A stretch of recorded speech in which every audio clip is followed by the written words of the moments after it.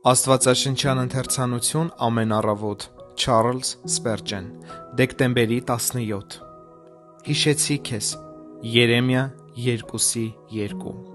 Հարկ է նշել, որ Հիսուսի համար ուրախալի է մտածել իր եկեղեցու մասին և տեսնել նրա գեղեցկությունը,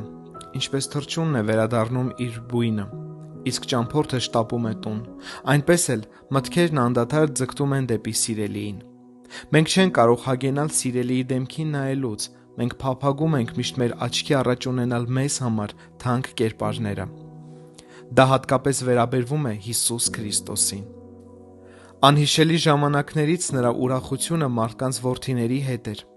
Նրա մտքերը ձգտում էին այն ժամանակվան, երբ իր ընտրյալները հայտնվելու էին այս աշխարհում։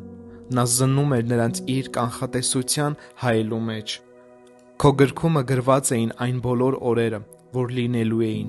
երբ որ նրանցից մեկը դեռ չկար։ Սաղմոս 139:16 Երբ դրվում էին աշխարհի հիմքերը, նա այնտեղ էր, և նա մեզ գծել է ժողովուրդների սահմանները, ըստ Իսրայելի որդիների թվի։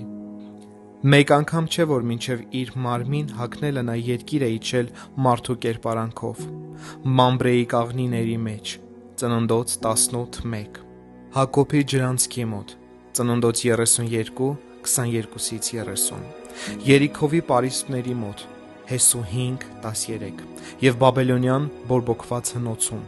Դանիել 3:25 Մարդու որդին այցելել է իր ժողովրդին, նրա հոգին բարեհաճ էր իր ժողովրդի հանդեպ, նա դեպի նրանց էր ձգտում իր ողջ էությամբ։ Մարդիկ միշտ եղել են նրա սրտում, քանի որ նրանց անունները գրված են եղել իր ձեռքերի ափերի մեջ և նշված են եղել հողի վրա,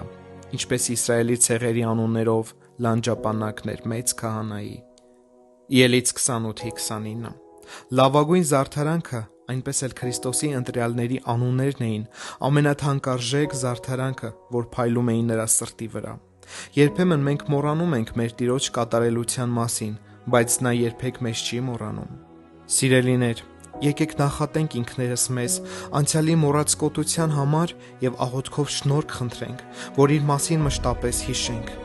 Տեր, իմ հոգու կտավի վրա պատկերիր քո սիրելի որդու կերպարանքը։